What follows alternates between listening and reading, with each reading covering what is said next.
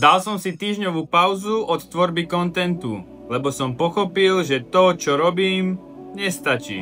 Volám sa Matúš Tomala, motocross jazdím od detstva a nikdy som nechcel byť len ďalší jazdec. Chcem, aby sa o motocrosse viac vedelo a chcem dostať ľudí do obrazu, čo tento krásny, ale tvrdý šport obnáša. Nikto nepropaguje motocross lepšie a viac ako ja.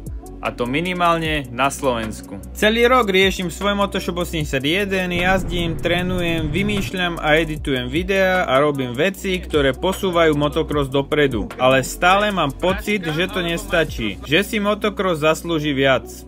Toto nebude len ďalšia motocrossová sezóna. Toto je projekt, záznam celej mojej cesty, bez filtra.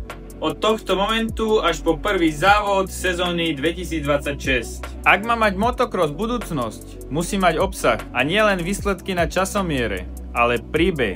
A toto je môj spôsob, ako ho ľuďom priblížiť a ukázať. V ďalších častiach uvidíte naozaj všetko.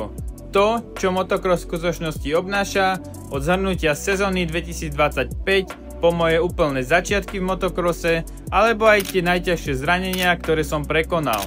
Alebo napríklad aj to, koľko peňazí do mňa naši vrazili, koľko domov mohli mať postavených. Tak čo, chceš to vidieť? Nezabudni ma sledovať, hod like, môžeš to uložiť alebo zazdieľať. Čau!